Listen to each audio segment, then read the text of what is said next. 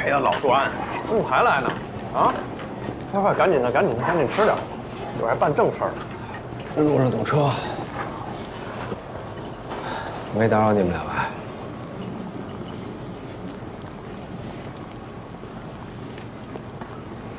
啊，那个我在路上一直琢磨啊，因为这厨师长庞成，这在职期间呢，副厨师长丁传，因为这个职级的问题，一直怀恨在心，而且两个人因为这个跑勤的事儿呢，发生过好几次冲突，所以我就琢磨，如果丁传真的是凶手呢，其一，他用刀非常熟练，肯定是10年以上的经验，再有。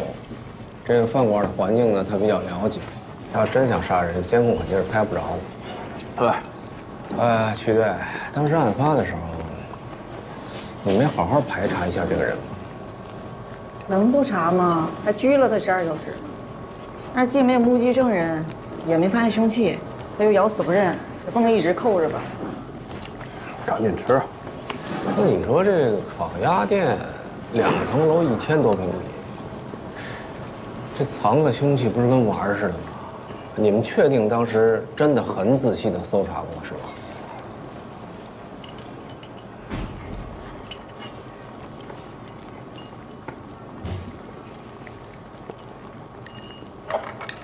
我们当时查的呀，连泔水都掏了，就差抠瓷砖了，确实没发现。刚刚问题怎么能问出这么业余的话来呢？是不是被你那个不着四六的弟弟给气傻了？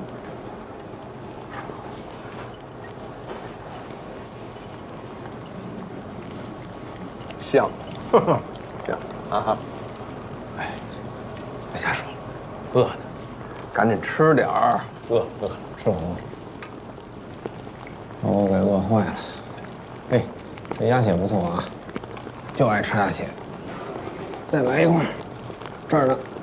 鸭血，就爱吃这个。不是老关，你不吃这玩意儿吗？这血子呼啦不好看，你这怎么不吃呢？他2年前公安队来我们向阳协助办案，帮了我大忙。那会儿我请他吃火锅的时候，点了一大份鸭血。你说周队，你们俩天天形影不离的，跟2口子似的，你都没发现他对这血子呼啦的东西早都免疫了。你没看出来？免疫了啊，有可能。为了美食啊，把这心理障碍给越过去了啊。算是吧。你这么一说吧，我这心里这小阴影还是有点。这脑不错，来着。不，中脑你也吃啊？不是，到了还有什么我不能吃啊？请他吃完火锅，啥都吃了，啥病都好了。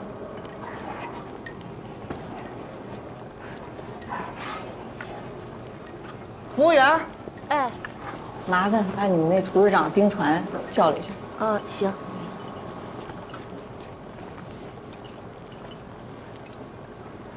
毛肚我能吃吗？请便。好嘞。厨师长，那几个人找你。不认识啊，你去忙吧。哟，怎么啦，几位？是不是对我们的哪个菜品不满意来的？不好意思啊，丁传，还得跟我们走一趟，配合一下。那容我换身衣服吧。甭换了，没你什么事儿，很快放你回来。真有你的事儿呢，看守所有的是衣服。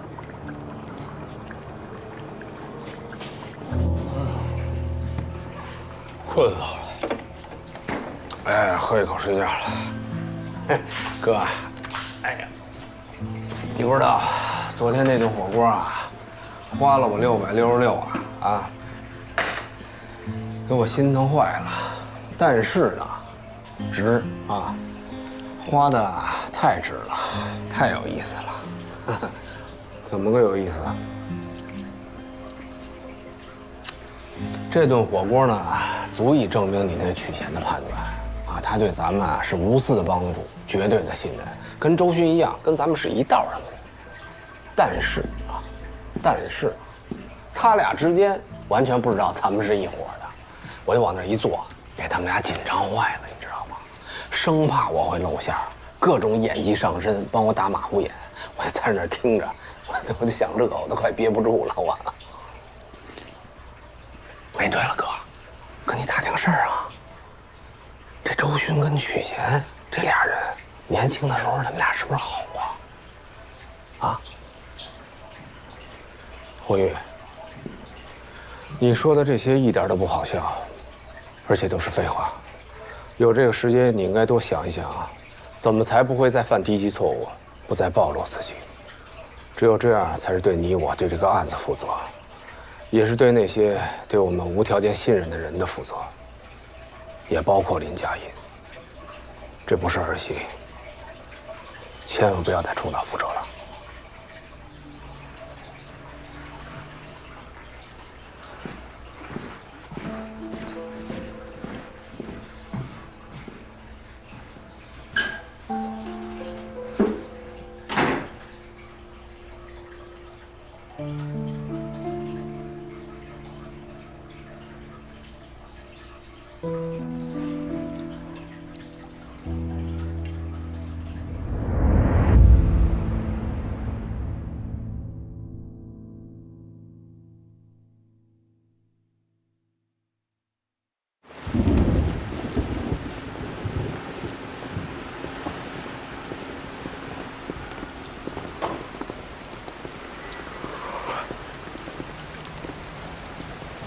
确定已经排除他的嫌疑了？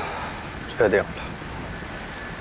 从直接询问上，这个丁传反复说一件事儿，就是他和死者这个厨师长庞成虽然有矛盾，但到不了你死我活的份儿，他更不可能杀人。再者说了，他是前年年底才来京港务工的，你想想，第一起案发、第二起案发的时候，他还没到这城市呢，那谈不上什么动机啊。哎呦，真的，不行了，得找地儿眯会儿去了。哎，兄弟，咱试一下。好嘞，谢谢。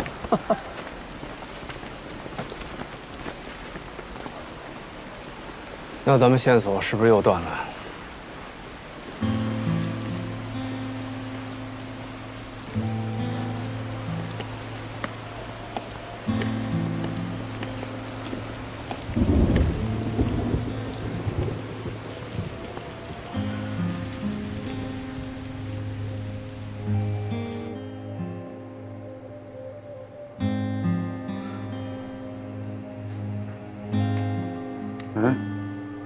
你怎么就能确定这个娃娃脸肯定会回这个新医院？职业到时候补个漏。像这种缜密自信的人，一般都是完美主义者，甚至是超级强迫症。我猜他肯定会回来打扫战场。这种人一般都不会让自己有半点的疏漏，就算留下一根腿毛，他也会想办法回来取走的。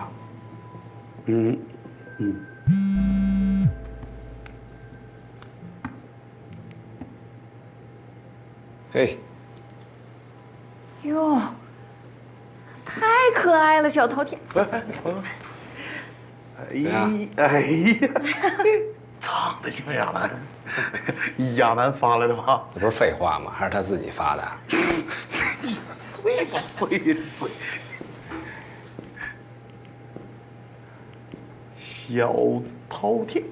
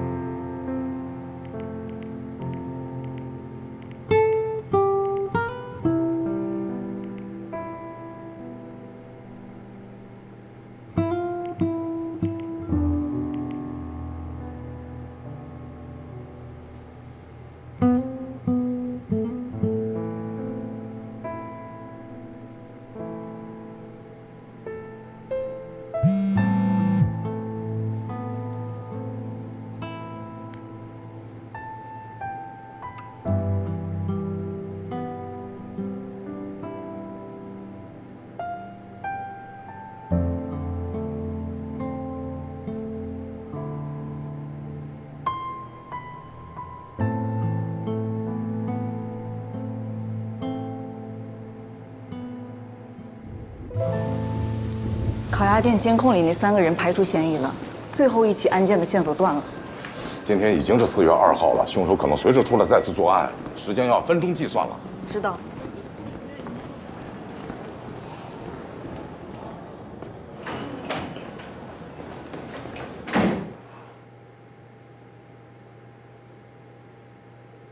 哎，有情况。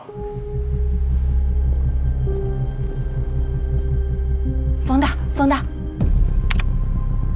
就是他，他就是想要杀我那娃娃脸。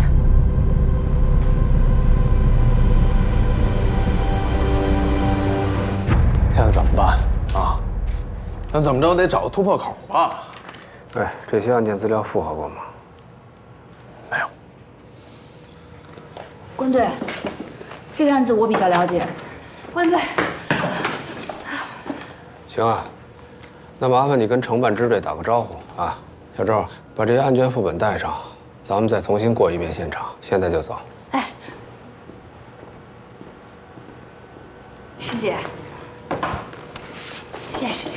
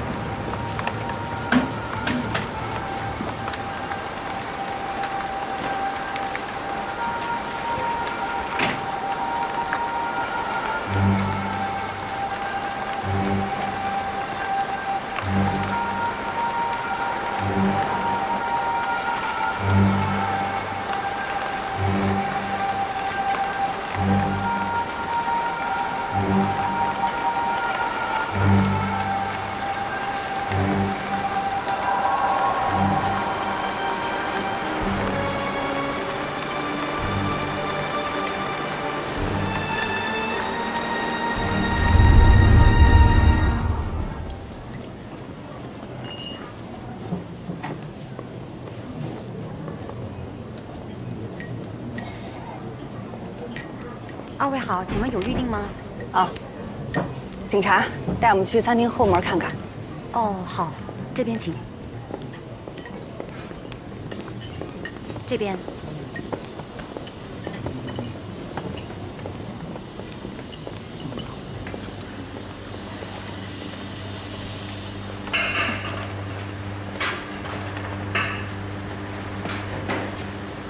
往这边。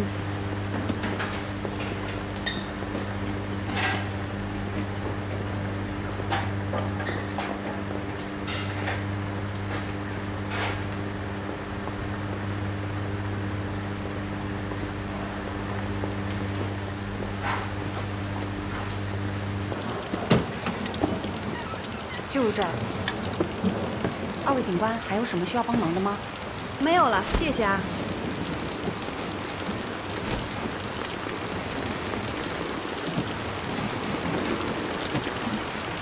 关老师，这儿有监控。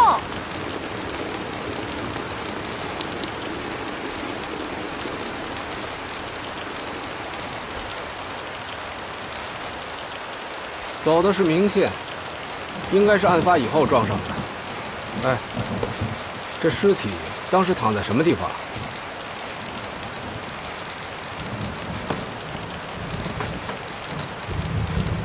哎呀，关老师，这就是案发现场，尸体就在你脚下。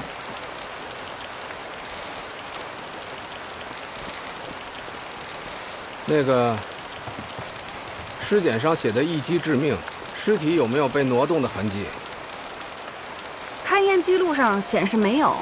案发时间是晚上8点多，周围有路灯，就没有居民目击到吗？案卷上显示，通过走访调查，并没有发现目击者。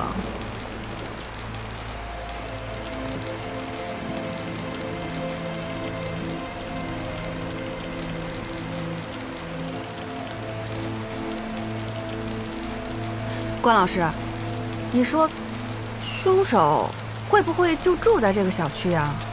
在家门口杀人，这也太荒诞了点儿。不过，这也算是一种考量。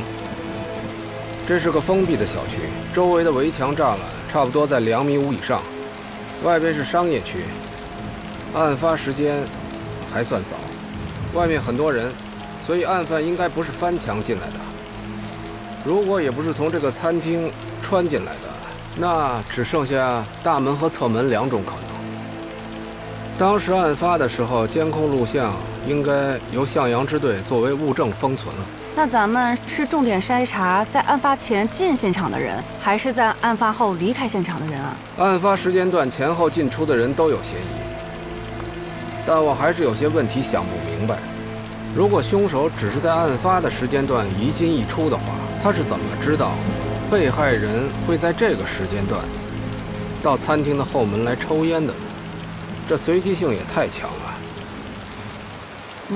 那我先回去。不用了，通知一下小赵，让他协同向阳支队的一块调查监控录像。这个方向肯定没问题，但是我们不可能把宝都压在这上面。去看一下下一个现场。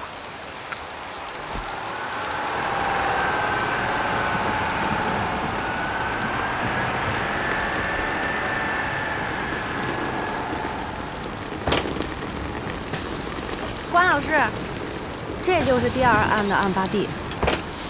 我拿下案卷。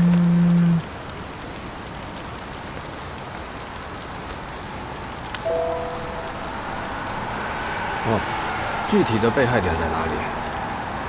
哦，我核实一下。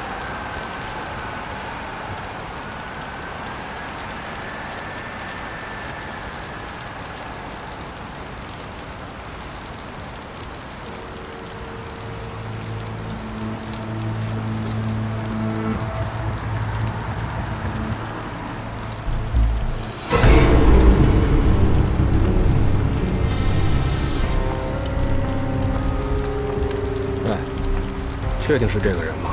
确定，刘英认得他。我从新源之夜跟他一路，关老师，还是让他给跑了。这儿。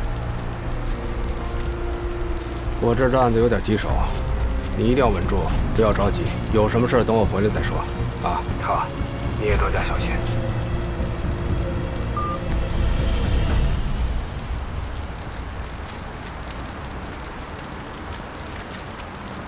刚才说到哪儿了？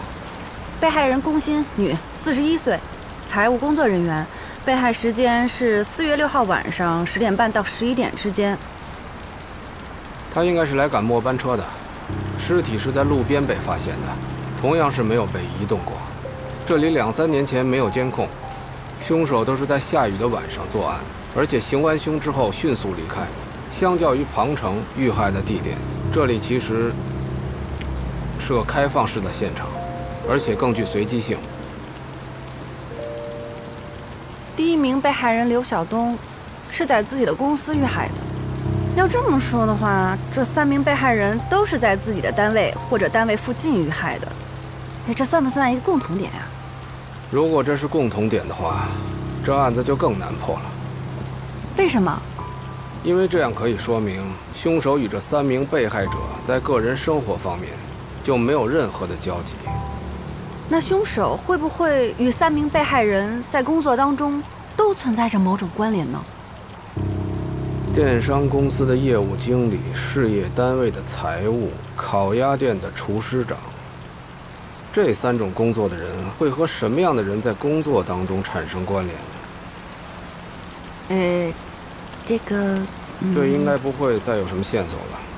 那个龚欣就在附近上班，我在那儿约了海港行知的人。走吧。啊。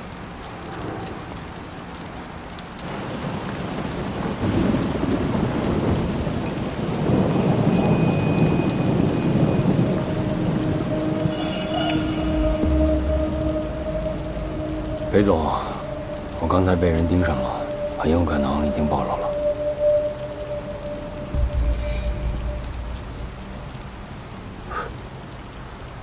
那你什么意思？没什么意思，听你们的。需要我出去避避风头，我就先离开一阵子。要是你们也觉得无所谓，我就该做事就做事。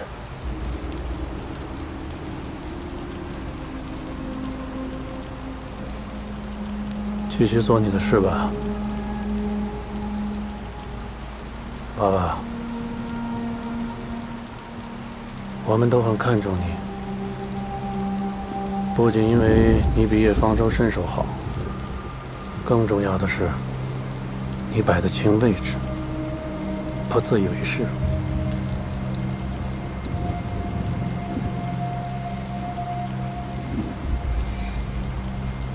叶方舟死之前是不是跟你说过，他愿意交出光宏宇换自己一条命？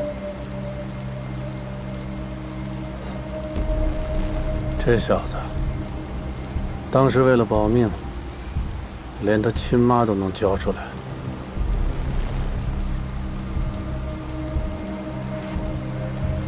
他说的很有可能是真的。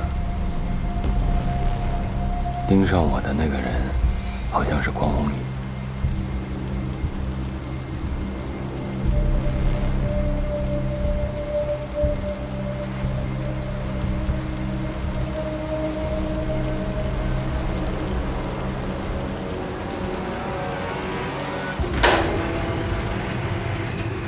哎，找着了吗？找着了，但是半路给跟丢了。我哥说等他回来再跟他商量。哎，马上天黑了，咱们得赶紧去跟我哥交接。嗯，好。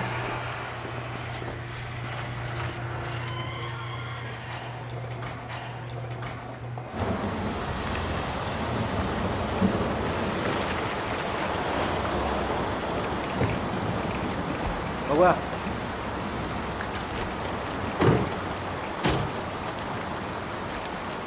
这个呀，就是工薪他们单位的负责人钱主任。你好，想问一下，工薪在你们这儿干了多长时间？差不多10年了。那一般他正常的工作时间是？也就是早8晚5，可以说很稳定。那4月6号晚上，他为什么10点多才下班啊？嗨，说来也寸，每年4月初，单位都要采购5一前后发放的粮油物品，一般都是在农贸展会上订购。那天晚上，应该是等送货的商家结算，所以就拖了这么晚。怎么说？送货的一般都是开外地牌照的小货车，7点半之前根本进不了5环。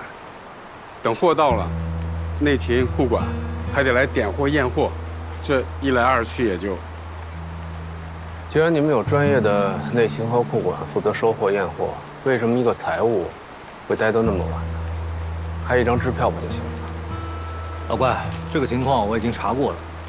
当天来送货和结算那些商户里边呢，有个别商户是需要现金结算的。其实这个年头啊，需要走现金的越来越少，但是一旦碰上交接的时候，财务必须在场，当面点清。那麻烦给我看一下那天你们收货和结算的记录。好。那天晚上只有这一家商户是用现金结算的，而且是个体商户。你看上面写着，连税费都是代扣代缴的。这签的是什么字儿啊？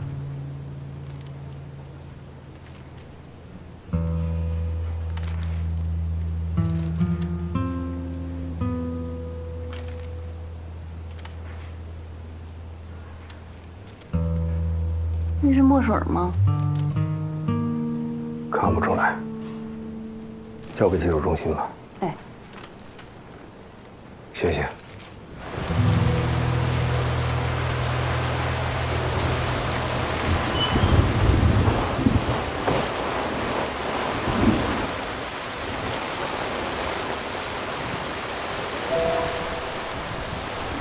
就是这儿。这边都是临建房，因为没有产权，所以没法工商登记，但是价格特别便宜，所以很多小公司还是愿意来。既然是临建房，我就指望不上能够有监控了吧？陆队，让你久等了啊！好。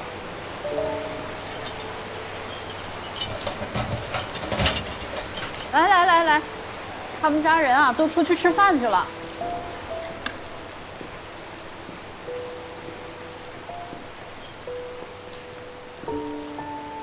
被害人叫刘晓东，是这家电商公司的经理，他还有一个合伙人是他大学同学。因为他的遇害吧，他这个大学同学受了很大的打击，生意也不干了，就回老家了。因为这个公司一直没人管，同年9月份被吊销了营业执照。当年这个案发现场就被封了，一封就是2年。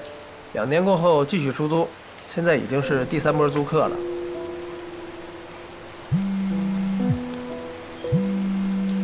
关队，我接个电话。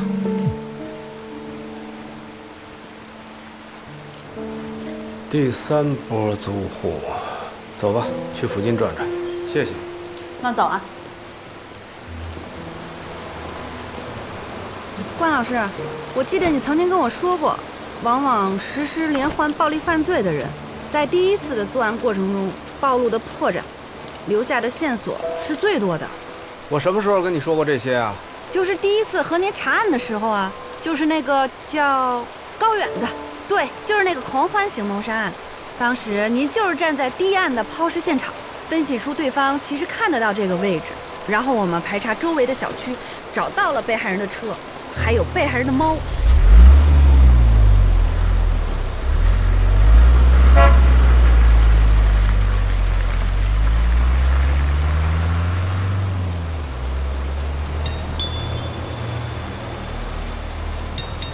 关老师，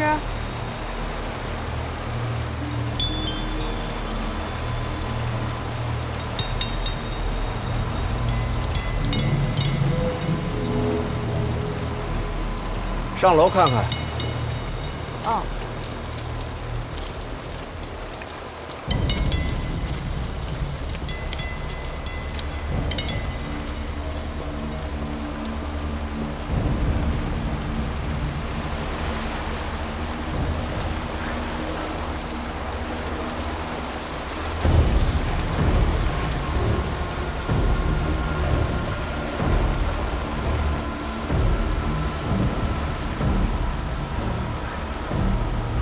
之前见的那个钱主任说，他们5一的福利是在哪儿订购的？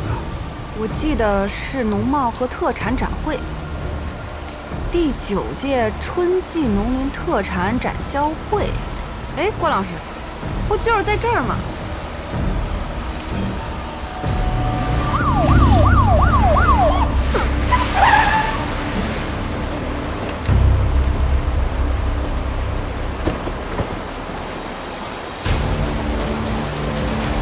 快点！凶手是在这里面吗？还不能100%确定呢。不过现在唯一的线索指向就是这儿。老周，抛开第3起案件不说，前2起案子跟这个地方都有关系。我刚才找这儿的负责人了解了一下情况，这个地方逢年过节，还有1年4季都会有大规模的农产品展销会。第1起案件的受害人刘晓东所在的临建办公区，大部分的公司所经营的项目都跟这个展销会有关。第2起案件，被害人工薪，他们的事业单位所采购的5一福利也是在这儿订购的。结合2者的这个关联性，我觉得这个凶手应该不是本市人，更有可能是每年4月份来参加展销会的个体户。你这么分析倒是可以，但你知不知道这里一共有多少家商户？刚刚已经了解过了，一共有700多户商家来参加展销会，晚上结束的时间是8点半。8点半。那现在还有2个多小时。是，所以在8点半前我们要封锁这里，然后把一般的民众给梳理出来。老关，封这儿你知道需要多少人吗？而且现在正好是高峰点。我们队能调来40来人，我跟陆局说一声，让总队调些人手过来。我刚打了电话，我们队能来30人。海港那边我刚打过电话了，他们加起来40-50人，也在赶过来的路上。这加一块才100多人，封这儿这人不够啊。咱们队也得来人，啊，不管筛查需要多长时间，只要凶手在里边，至少能阻止他继续杀人。不够也试试吧，赶紧干活吧。走走走，赶紧的，快点快点。这儿，给帮着他们打电话，让他们赶紧叫人。好嘞。老关，天不早了，一会儿封锁场地，交接起来就不方便了。破案地点我有分寸。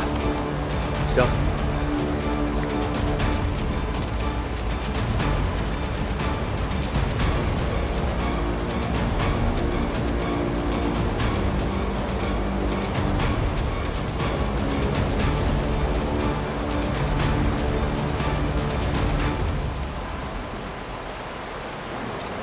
好的，我知道了。老关，进门封上了。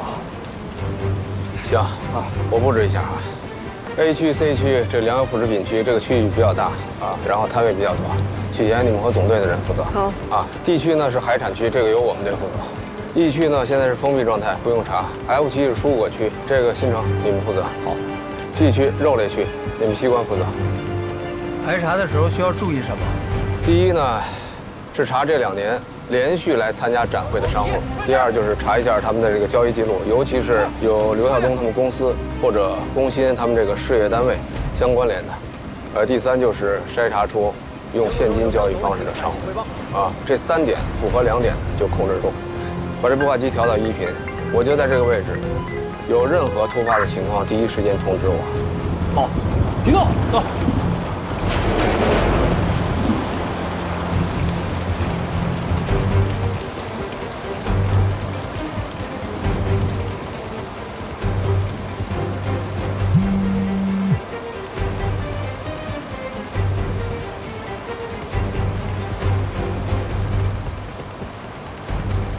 这儿啊，人手不够，打完电话赶紧过来参加排查啊！啊，马上。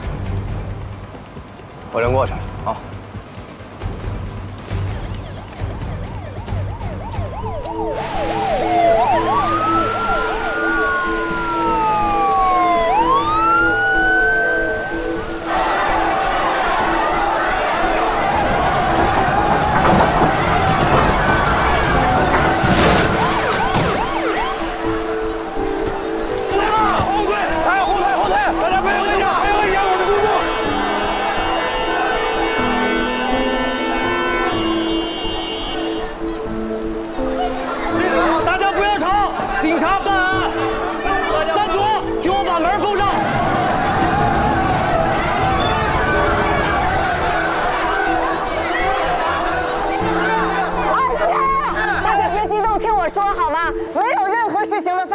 只是例行警察。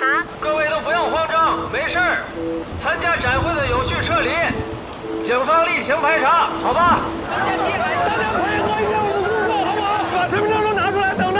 花儿，哎，检查所有人身份证是商铺的，就留下顾客，检查完就可以让他们走。只要证明你们不是这里的商户，马上就送离场，好不好？其他人上车，跟我走。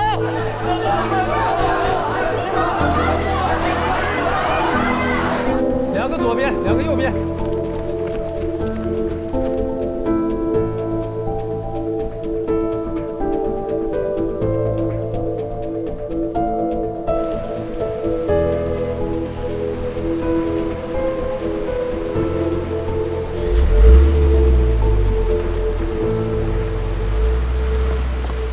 关老师，技术中心那边来电话了。我们送检的那张支出凭证上面的污渍，高哥说是叫花色苷，是花色素和糖的化合物，抗氧化性特别好，所以隔了这么久还是能验出来。pH 值查了吗 pH 值这个还没问呢，追一下，让他们核实一下。好，那这2个有什么关系吗？根据技术中心的检测结果，这似乎是一种植物型染料，酸性的就是红色，碱性就是蓝色。换句话说，这个结果直接提醒着我们。是关注卖蓝莓的还是卖天草的？嗯，我知道了。有消息直接通知我，我就在这儿等着。好嘞，关老师。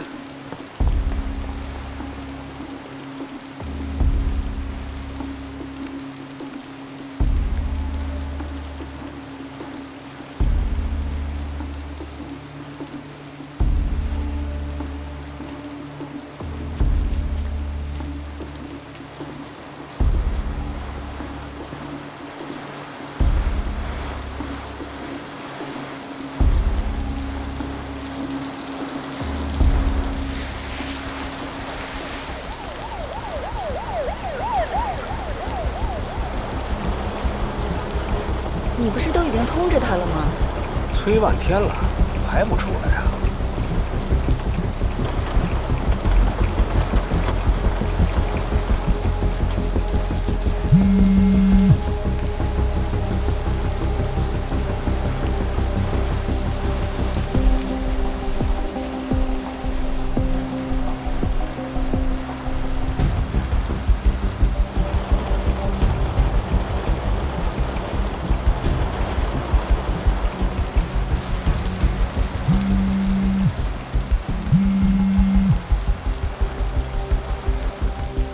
喂，支出凭证上的那个污渍又不是尿，怎么隔了这么久，你还让技术中心那帮人去给你测 pH 值啊？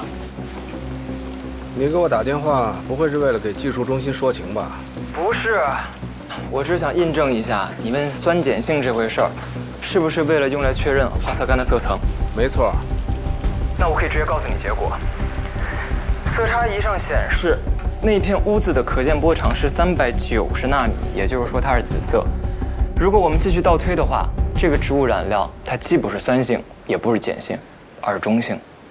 你确定？当然。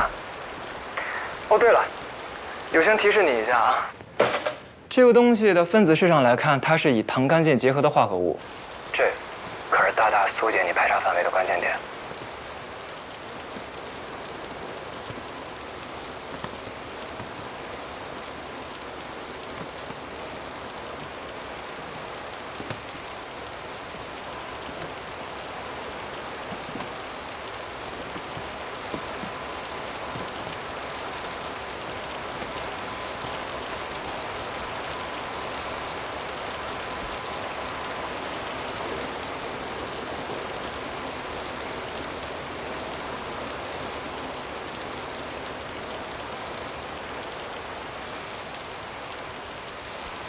这个东西的分子式上来看，它是以糖苷键结合的化合物。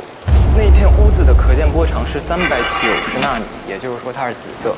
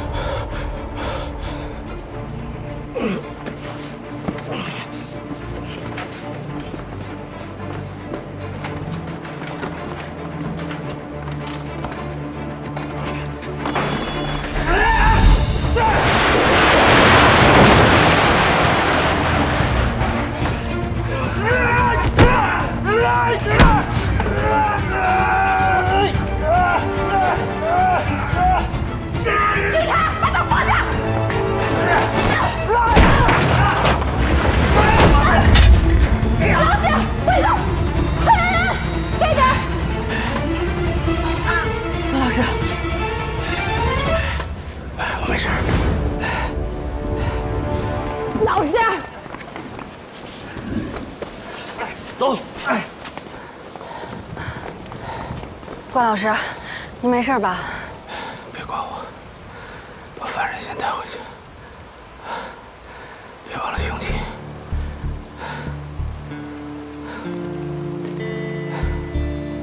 快去啊！啊！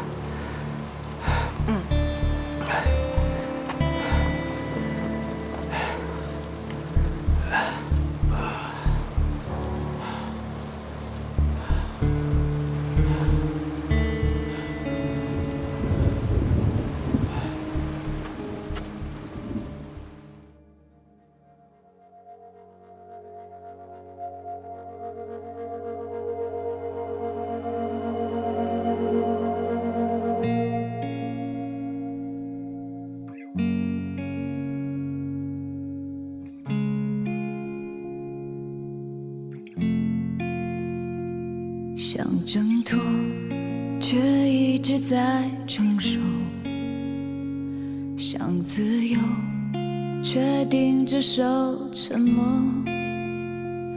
一瞬间起心动念，黑白分明的眼，一半清晰，一半深渊，被困在无休无止的猜。敢在无边黑夜醒来，愿意敬畏，幻化诋毁，即刻一生无名的悲。再见了非黑即白的世界，谁能面对突然不见消失的明天？或许我会否认的是我接受，因为我爱。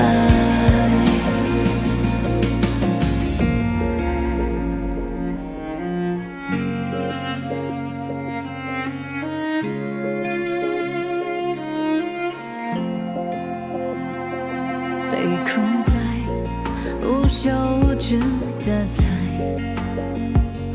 勇敢在无边黑夜醒来，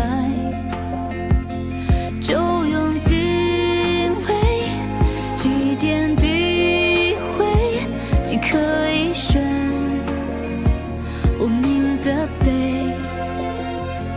再见了非黑即白的世界，谁能面对突然不见消失的明天？或许我会否认的是我接受，因为我爱。